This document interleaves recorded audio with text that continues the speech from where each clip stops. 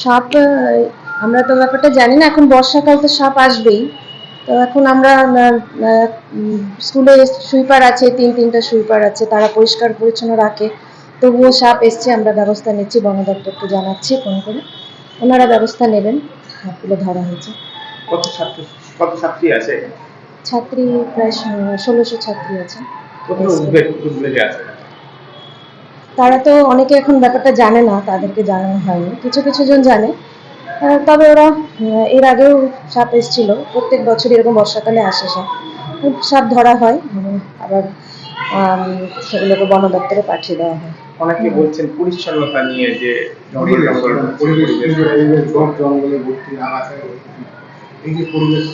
আগাছা তো সেরকম নেই, এখন ওই বড় বড় গাছ আছে, আগাছাগুলো আমাদের সপ্তাহে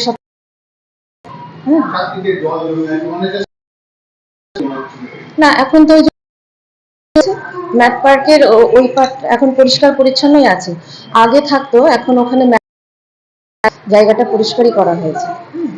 এখন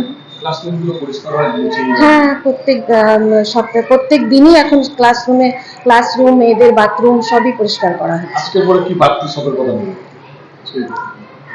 বাড়তি সতর্কতা বলতে ওই জায়গাটা যেখানে চারিদিক পরিষ্কার পরিচ্ছন্ন রাখতে হবে, আর আমরা খোঁজ খবর বন দপ্তরে জানাচ্ছি, ওনারা কি ব্যবস্থা করেন দেখি সাপগুলোকে ধরার জন্য, বা আরও যদি কিছু থেকে থাকে, কিছু তো ধরা হয়েছে, আরও যদি কিছু সেখানে থেকে থাকে আমরা তাদেরকে জানাচ্ছি, সেটার ব্যবস্থা নেব।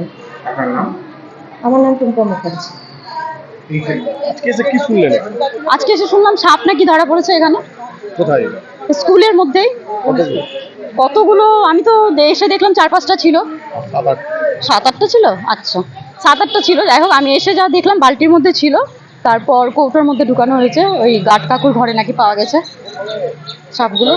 তার মানে তো বড় সাপও আছে বোঝা যাচ্ছে। হ্যাঁ, বড় সাপও আছে, কিন্তু ওটা তো এখনো ধরা পড়েনি। বড় সাপটা অনেক আতঙ্কে, কারণ বাচ্চারা স্কুল করছে, এখন বলা যায় না কি থেকে কি ঘটনা ঘটতেই পারে। স্কুলের মাঠ, বাচ্চারা তো এসে খেলবে, ওরা তো বোঝে না, এই হচ্ছে ব্যাপার। স্কুলের দেখছেন এবং কতটা উদ্বিগ্ন? আমরা খুবই উদ্বিগ্ন। শহরের একটা প্রতিষ্ঠিত school, Malda girls high school, এবং সেখানে আমরা ঘন্টা দেড়েক আগে জানতে পেরেছি যে প্রচুর পরিমাণে সাপ আমাদের গেটের সামনে, যে আশিস বলে ছেলেটি কেয়ারটেকার নাইট গার্ড থাকে, ওর ঘরের কোণা থেকে প্রচুর পরিমাণে সাপের বাচ্চা বেরোচ্ছে।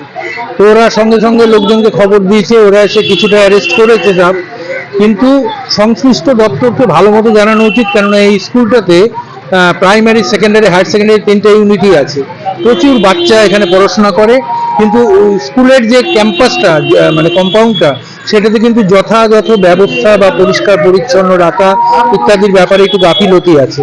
তা আমরা একদম এই অঞ্চলের মানুষ, আমরা দেখেছি যে স্কুলের মেইনটেনেন্সের ক্ষেত্রে আরেকটু নজর দেওয়া দরকার, কারণ যে কোনো সময় যে কোনো বড় ঘটনা ঘটে যেতে পারে। এরকম সাপের ডেরা কতটা বিপজ্জনক? ভীষণ বিপজ্জনক, কেননা এখানে এগুলো যা এমনি শুনতে পাচ্ছি, আমরা তো ওটা দেখতে পাচ্ছি না, বলছি গোখরো বাচ্চা এগুলো, এবং এগুলো যদি পরবর্তীকালে বড় হয়, স্কুলের মধ্যে যত্রতত্র ঘুরে বেড়ায়, বাচ্চারা দৌড়াদৌড়ি করে, খেলাধুলা করে, টিফিন আওয়ার্সে, যে কোনো সময় বড় অঘটন হতে পারে। এটা খুবই উদ্বেগের একটা ব্যাপার।